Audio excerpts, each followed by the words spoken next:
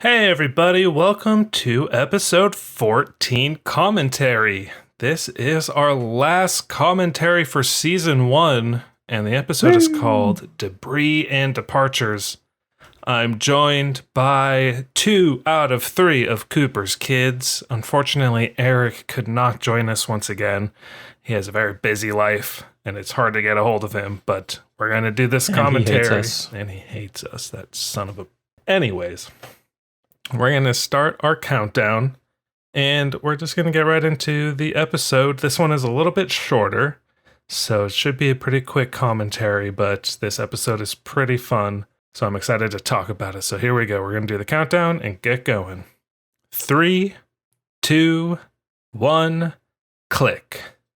You click the play button. Where do I click? Yes, thank you. I just told you. Yeah.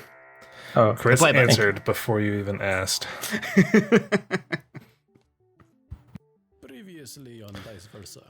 Oh, right. Yeah. So the last episode, I mean, this season has been a really huge learning opportunity for us.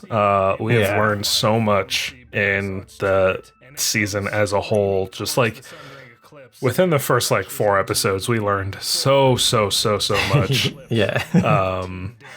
And now we're at a point where we can make episodes, we have the process down to a bit of a science, so it's quicker now. It still takes a really long time, but at least we know what the end product should look and feel like. So and next season, maybe we'll learn how to play the game. One day we'll learn the rules, but for now we're just flying by the seat of our pants. Chris, you sound quiet. Quiet. And you see the explosions Excuse me. main hull of the ship. But Blow that boy up. This episode, so the first half of episode 14 is actually the end of this session, the Starship combat session that we did. We rolled right into the RP where they go down to the planet and they investigate the crash and all of that. We even did all the way up through the part where they leave the planet. Or no, not to the part where they leave the planet. They go all the way up to the part where you guys say goodbye to everybody, and that's where we ended the session. So yeah, the first half of this episode is actually the end of one session, and then the second half of the episode is the beginning of our RP session that we're going to be cutting up into smaller pieces and putting out as little vignettes. You see a dark plume of smoke that acts as a beacon above the trees, and as you fly over, you see the Look at them trees. I was actually really surprised I found this photo. I was like, I'm gonna have to Photoshop a big smoke plume coming out of trees, and it's gonna be a pain in the ass. And then I found this picture, and I was like, yes, my time has been saved. That's some nice Googling there. Mm-hmm. It's probably sad, though, because it's probably from some really horrible forest fires. I know. That's what I always think about whenever I'm finding photos. I'm always like, man, somebody's going to recognize this as, some real tragic, a photo of some real tragic incident, and I'm going to feel really bad just being an ignorant idiot and using it in our dumb show. But it can't be their thing because, these trees are purple. It's true. On its back like an overturned turtle. So hopefully we're good. Well, I mean, all the images we use are open source and free to use. It's just some of them, this crash probably was not a great situation in real life, but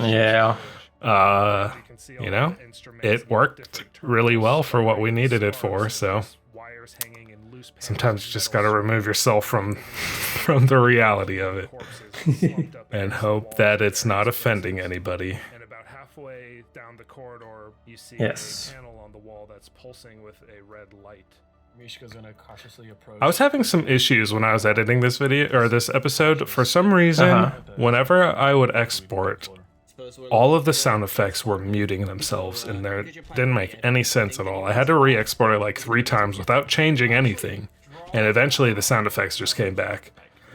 And I was freaking out for a little while because... That's weird. I was making some changes, pretty close to the release date, and I was like, oh man, I'm gonna have to put out either I'm gonna have to put out the bad one that has the sound effects, or I'm gonna have to put out the one that has the good edits but doesn't have the sound effects. But finally, I got it all to work. So this is another image that I was like surprised to find something so accurate to what I was envisioning. And then I put that light effect to make the red light flashing. Yeah, it's a good. That light effect on Mishka looks really good. You know, I found that having universal lighting that hits everything in the scene just really ties everything together really nicely. So whenever I have the opportunity to do a lighting effect, I do it just because it makes everything that much more like cohesive.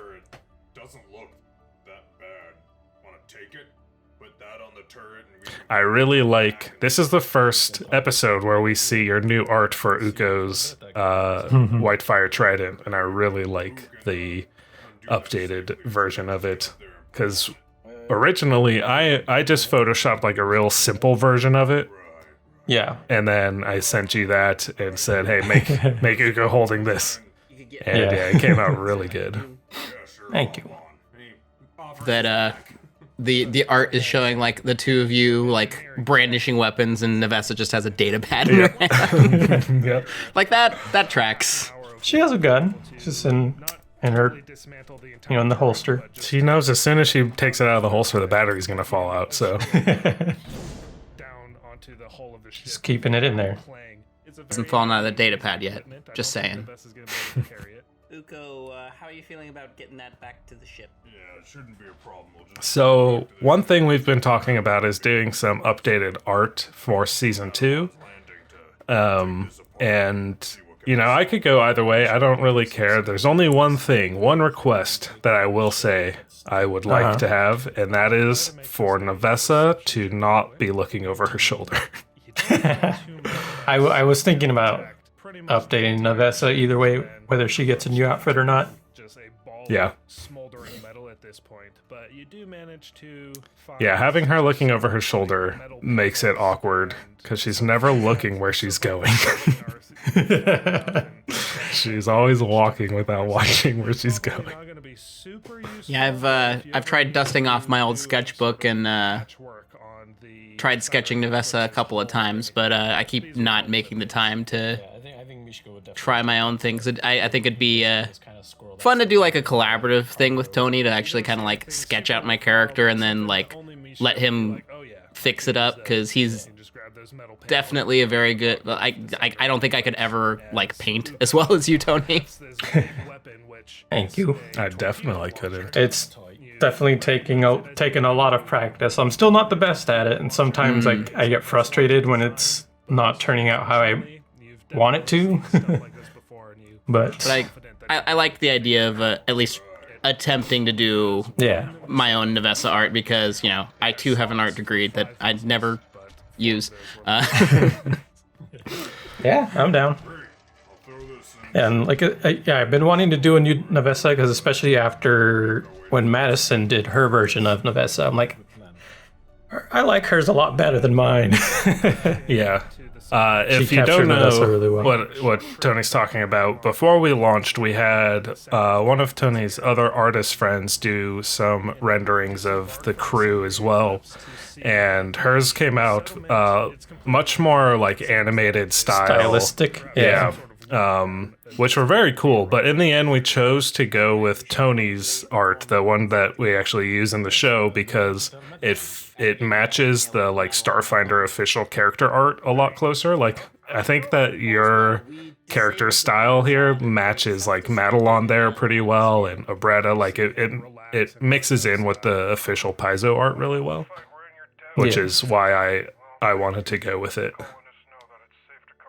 Yes, and if you're all interested, But Madison's is also very cool. And I would really we like just couldn't afford her rates to make hers art look better than mine. Right, and to have or more realistic than mine. Or multiple poses, and like it would have been too expensive for our zero budget. Yeah. I'm cheaper But- because I'm doing it for free because I'm part of the passion project. Yep, exactly. But I would like to use Madison's art for something down the line. I don't know what, but I would like to use it for something. Maybe we can get her to do emotes or something. Yeah. You can see the art. If you check out our Instagram, you can see Madison's art on there. I think it's also on the Twitter and everything else too. So if you check out our social media, you can see the art there. And if you're listening to this and you're an artist, or even if you're not an artist and you just want to do a drawing of them, we'll post them on our social media for sure. I mean, if you'd like. Fan art would be cool if we even have any fans that do art. That's what I'm saying. Like, or if you don't do art and you're just a fan and you want to draw them, we would love that. Your guys' last visit to Abretta's. I wasn't sure if I wanted to keep using the same theme for her because it's sort of like espionage-y. And, at this point, you guys have basically saved the colony. So it's not really suspenseful anymore, but I was like, it's a Bretta's theme. It's fine. I'll keep it. We'll call it even. How about that, big man? Bretta stands up and she says, "Oh, thank goodness." I like how Jellic looks like he's like frozen and just kind of propped up against the couch so he doesn't fall down and like smack his face. Yeah, I mean, that's what a Bretta looked like too. It just wasn't as noticeable because she was hidden behind Jellic. But yeah, hey, I do my best. But it's. I mean, what can we do when we only have so much art of the characters? That would have been helpful. Dang, we should have stopped here first. Well, hindsight is 2020. Well, it looks like you didn't need my. Look at those big old biceps.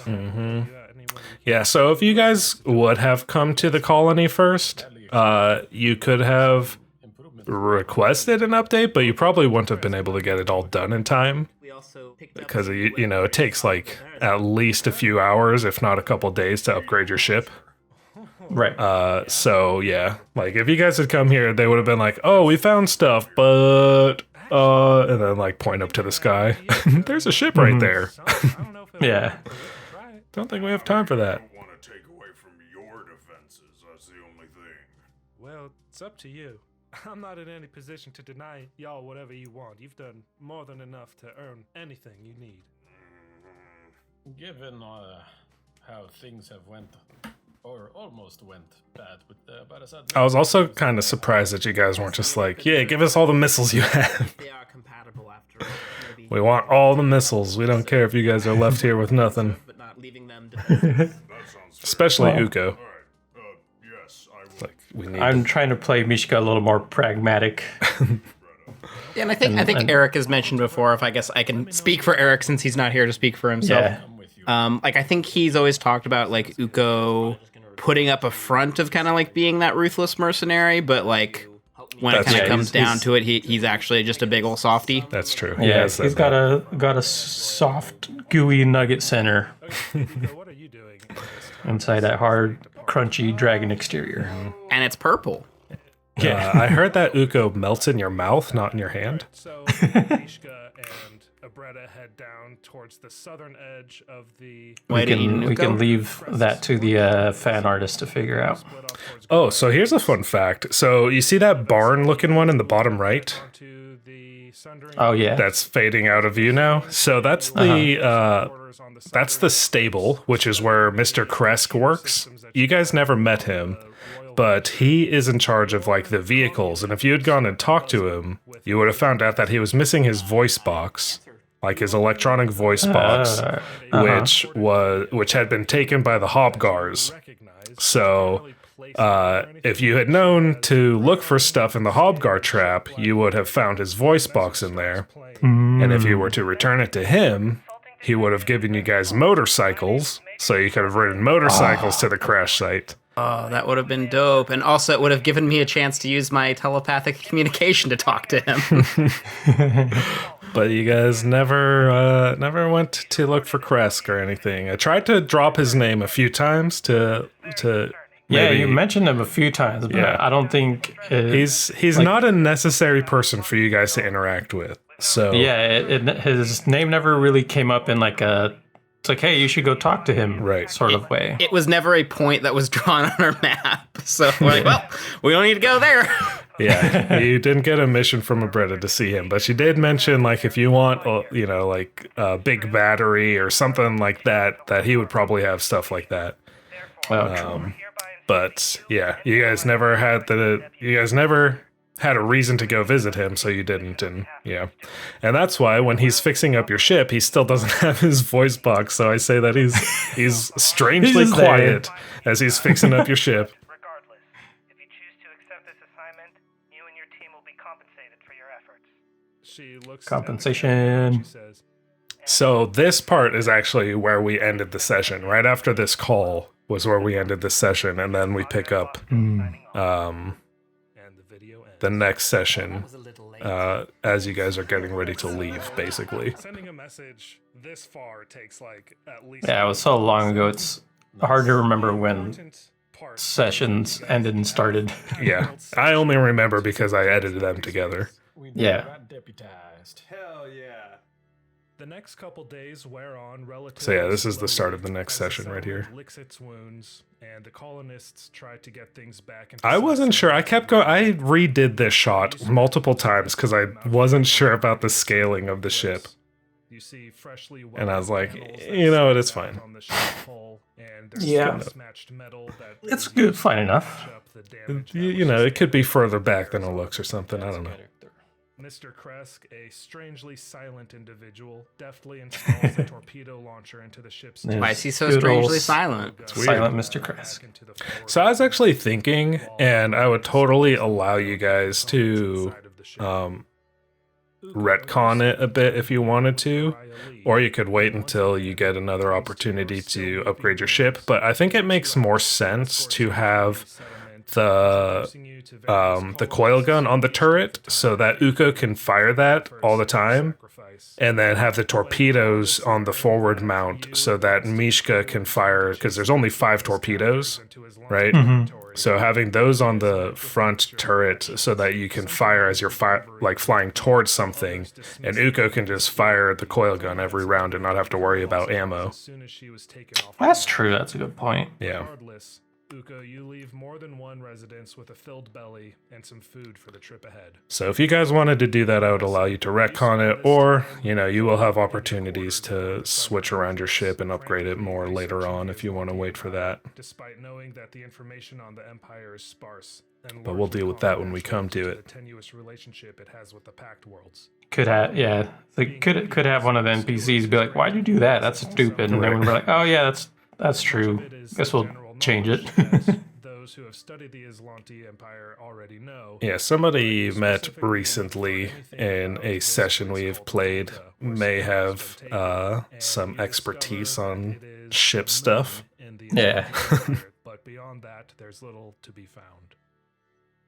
So, is there anything anybody else wants to do? Here we have another. Downtime before You can see there's like a little lighting shift there, and that's Yeah. because I use what's called an adjustment layer to apply effects, and basically that was the adjustment layer turning on. I could have made it a little bit smoother, but I didn't catch it.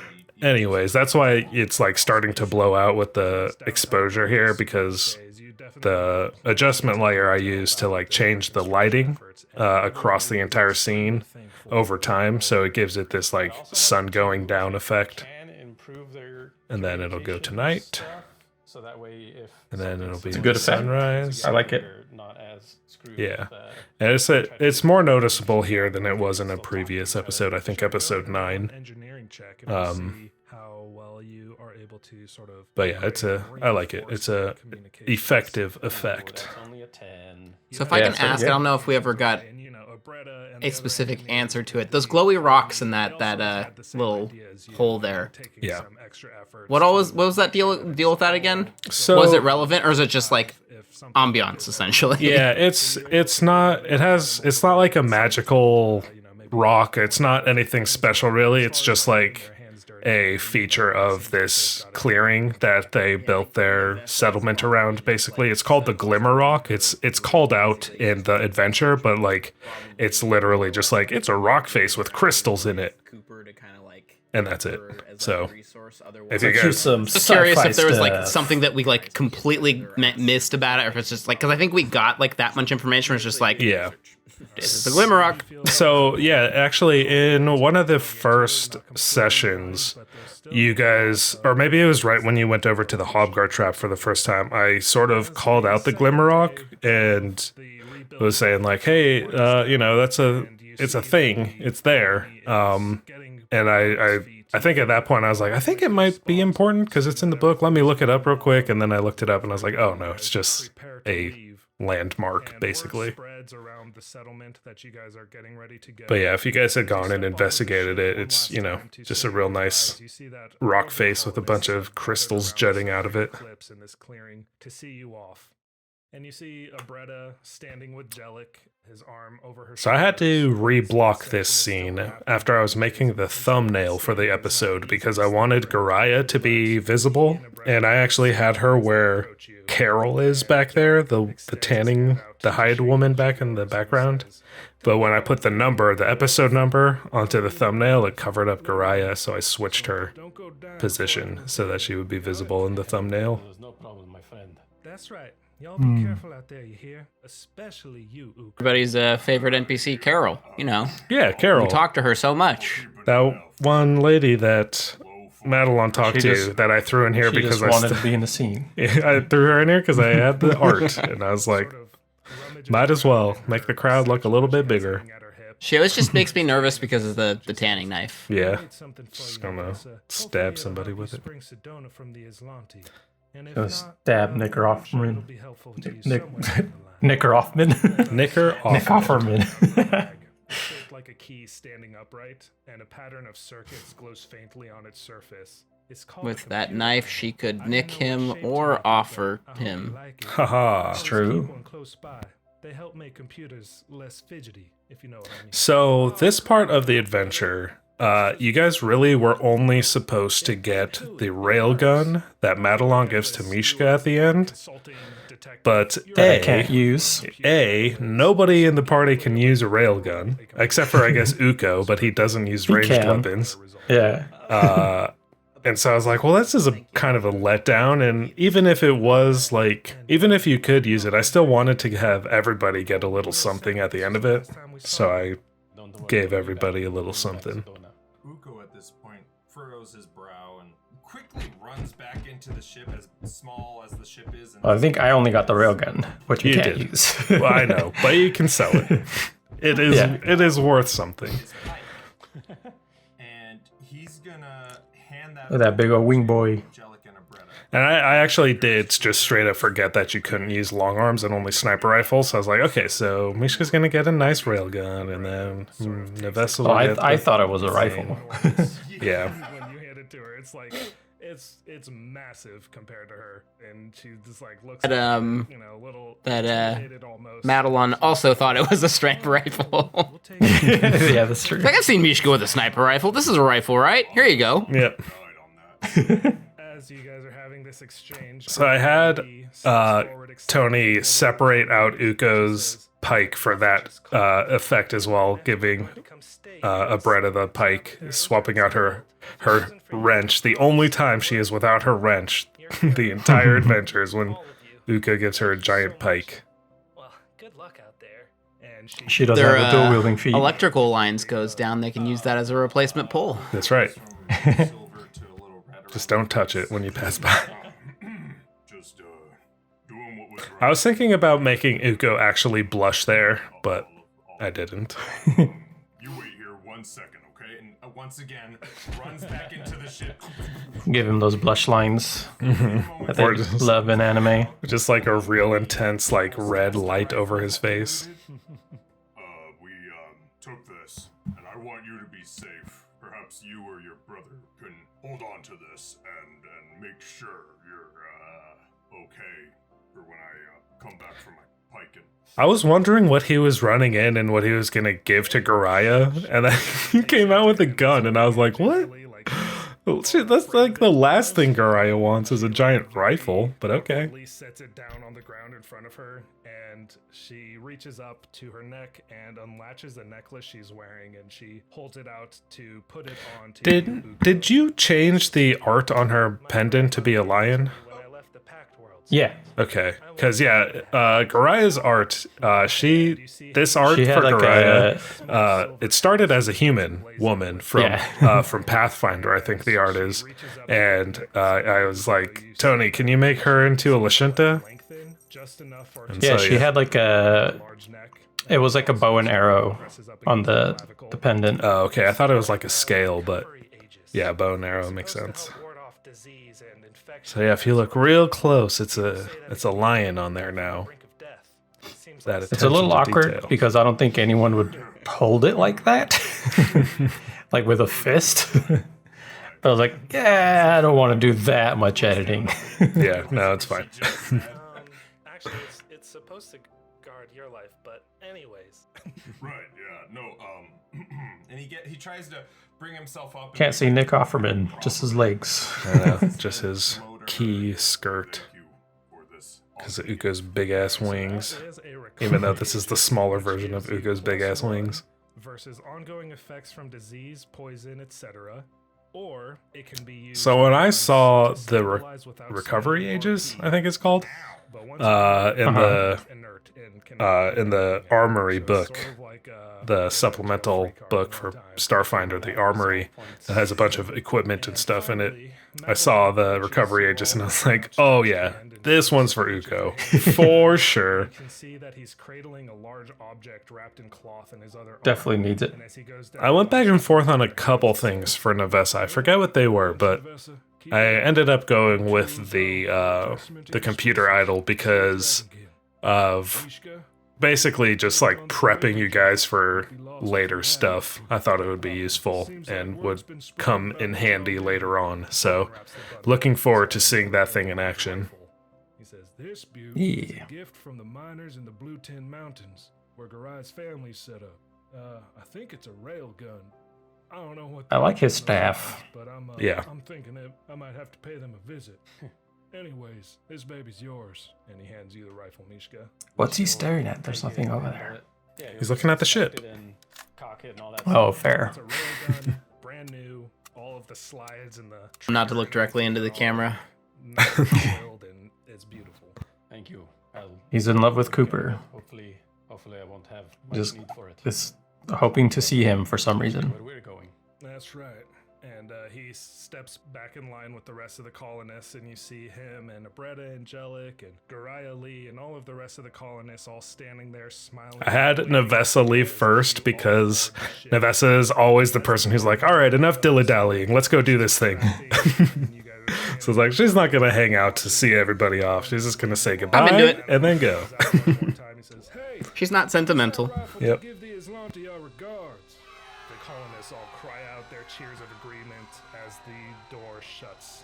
And you guys all head back up to the cockpit. And So that cheer sound effect, I totally missed until like I was doing the last polish pass on it right before putting it out. I was like, oh shit, there needs to be a cheer there. cliffs roar to life, Yeah. and the throng of colonists waving you That's all good. fade into the fog. Good last call.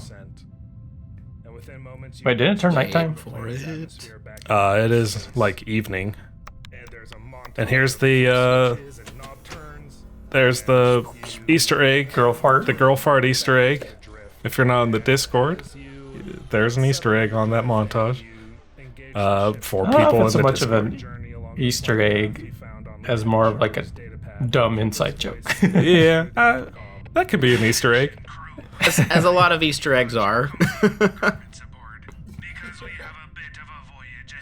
I really like this ending. Time to the designated star system is approximately 23 days and 6 hours. A month? If only we had enough the time and the foresight to be able to like time our release schedule with that timing, that'd have been great. But we're not that cool. With what, the month? Yeah. Well, I was actually trying to do that math, and like it took like our first episode was August 1st. Our last episode was January 20th. So that's what, 4-5 months, right? Mm-hmm. And in game time, that was like 3 days, maybe 4 days. So we're talking about a day takes a month for our episodes to come out. So if we were putting them out in real time, it would be 30 months from now that that the next episode would come out. So I don't think we're going to do that. But yeah, I really like the end of that episode. I like how the last shot echoes the first shot of you guys arriving at the planet.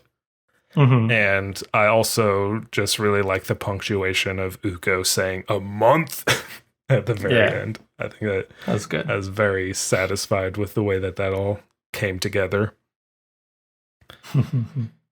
Well, that's it. That's season 1 of Dice Versa. Woo! We survived. We did it. We put out 14 episodes, about half an hour to 45 minutes. Some of them, episode 2 is like an hour and a half. Yeah, 2 is an hour. Maybe we have another episode that's an hour, maybe. So, you know. Yeah, we have like enough content for like an actual show. we did it, man. I'm really proud of us, all of us. Like, it was a lot of work and a lot of learning and stuff, but I'm very proud of the show, and I'm really happy with how it's come out, and I'm really looking forward to continue doing it. Yeah, you did awesome, dude. You did a great job putting this all together and making sure this ship is afloat and running. We all did awesome. Yeah. But mostly you did the two of you, but mostly Nick. Yeah. Wow. Mostly Nick, but mostly both of you. But leastly Eric and me. But we couldn't do it without you guys anyways. Like, I honestly think, like, if it was a different group, it wouldn't be the same chemistry. And, like, I think that just the way we all play off each other when we're RPing and everything, just, it all meshes together really well. And, yeah, like I said, I'm just very excited to continue doing this. Yeah. Hopefully Eric can show up to more recordings. Yeah. That damn sumbitch. But yes. Just kidding. Love you, Eric. Thank you all. Thank you, everybody. If you are listening to this, that means that you are a Patreon backer, which means you are helping us out incredibly, just an incredible amount. Like even though we only, at the time of this recording, we only have 7 backers. Those 7 backers pay for our editing software every month. If we can get more backers, we can get even more done, you know, and like it really helps us out. So thank you so much. It's such a great help. You know, it allows us to afford the licensing for like Adobe and stuff like that, and all the art magic editing software and stuff. Yep. And you know, if we ever need to like buy stock photos or music or whatever, we can use the Patreon for that as well. Like, it really, really helps out. Mm-hmm. And I mean, if you are backing us, then that means that you are also one of our more dedicated fans. And for that, we all want to say thank you so much. Like, it really has been, I said this in the update video, but I'm going to say it again. It's been super inspiring to see all of the wonderful feedback that we're getting. It seems like everybody is really enjoying the show, which is amazing. Makes it all feel worthwhile. So yeah, thank you so much. Yeah, like at least once a week, I'll always go back and go through all of our videos and like respond to comments or just, you know, look at the nice things that people say. Yeah. And make dumb jokes and make fun of our show. Yep. All right. Well, that's going to do it for season 1. We will be back with our little RP interstitial vignettes that happens between season 1 and season 2. And we are plugging away at season 2, and we hope to be back as soon as possible. But if you're not in the Discord, you should join the Discord and hang out with us, and we'll be playing video games and posting those, and we got stuff in the works. So please stick around and we'll see you guys on the flip side. Yeah. Yeah. All right. Bye. Thanks for listening and watching. Love you. Yeah, thank you. Bye, everybody. Bye-bye. You're welcome. If you want to go, maybe you can go speak to Goraya. Maybe she'll have a reward for you, huh? Why would she have a reward for me? Well, you can tell her, a big heroic story and how you saved the town. You're trying to say,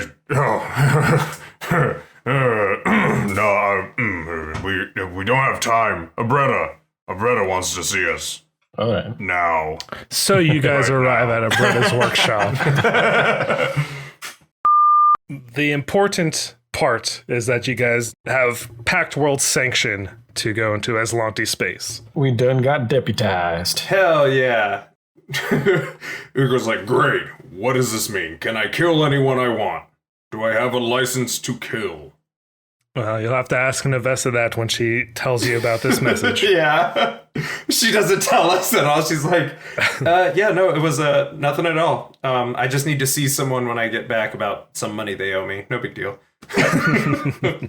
No, Navessa knows where Uko's motivation lies and how to control him. No. She takes you out and escorts you through the settlement, introducing you to various colonists who each take the time to thank you for your efforts and your sacrifice. Dude. And there's a montage of flip switches and knob turns, and I realize that that's more work for me, but oh well. It's a short montage of flip switches and knob turns. Everybody's working for the weekend. Actually. So what kind of rifle did I get? You got, I need to turn this volume down. One badass mofo.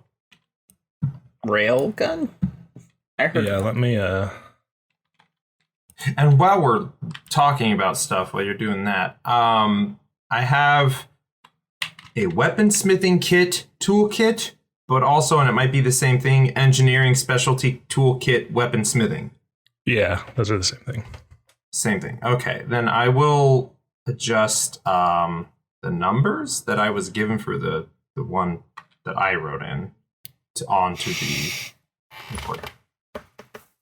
Because it's level 2 and worth 445, not 20.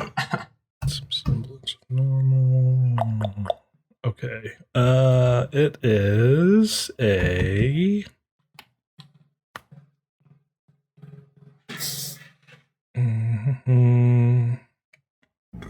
Also, is that something we install on the ship or something we would leave on the ship to like use? I believe it's it is large. For repairing weapons, like in the field. In the field, okay. Then I will have him have that in his backpack. Yeah, because I tried to look up railgun and I couldn't find anything in the compendium. So yeah, a weaponsmithing toolkit gives you +2 circumstance bonus when using the engineering skill. Sorry? When using the engineering skill to repair weapons. Accidentally clicked it, but yes, it says the same thing as you. Well, there you go. Where is this thing? I know it's in here somewhere. And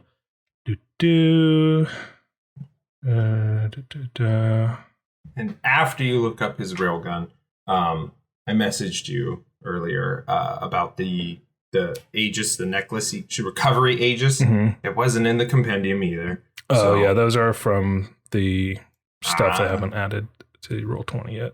Roger that. So I wasn't sure if you wanted to add it or if you just want to give me the info and I'll make it. Yeah, once because I was looking for it as you were talking. I was like, wait, I can't find it. Where the hell?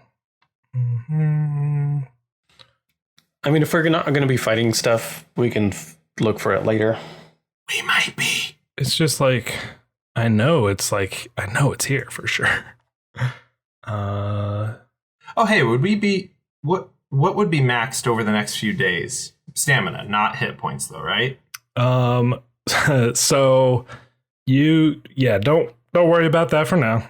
you guys are going to have plenty of time to rest and recover here in a minute. Okay. I just need to find. But I want you to nickel and dime Eric for it. Leave me alone. I'm only a heavily equipped dragonkin. I'm but a simple dragonkin. Well, I'm but a simple dragonkin. My name's definitely not Jellic. That's right. I forgot it. You guys were like, "Ooh, auto target rifle. Here, take this." Is it in here? A ranged weapon for you, Ugo. I don't understand. My finger doesn't fit in the trigger hole. Just gotta slip like the tip of your claw in. Yeah, right. Just. I don't understand how this works. You're like a weaker Mishka. Oh, okay, got it. Will my batteries keep falling out too? I don't even. Maybe. Just don't roll. Oh crap! I forgot I got that carbon steel curve blade. Mm-hmm. You got that cool sword. Oh, that would I actually need to be stats on repaired. that. So. You're absolutely right. Good thing I got that weapon stuff, and someone here does engineering better, right? Yeah. I think either one of us can do it, like Navessa or I. Yeah, I have a +3. I have a +8. Navessa, I will be approaching you. I also have a +8 for engineering. Mishka, I might be approaching you. Yeah, I feel like Mishka is probably more weapon savvy. Yeah. I found it. It's in the last place I would have looked for it, but I found it. It is a tactical railgun, which is from the armory. So it's not going to be in here. Let's see.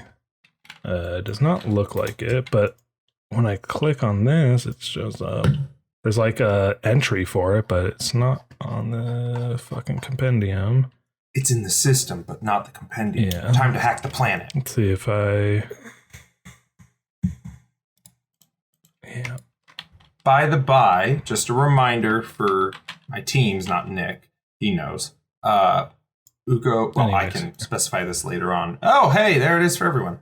Ugo has stashed the space beer that is still good into our fridge, and has also placed the assorted loot that we got, into a safe place. So we do have a chunk of months, more or less, of Royal Venture loot, whatever that may be. I think it was like jewelry and other valuables. Yes. Nailed it. Guys, I got this painting. I know, it's crazy. Aslantean paintings, but I got one. All right. I'm gonna backtrack here just a little bit so we get back on track. Backtrack to get back on track. That's right. Oh, I get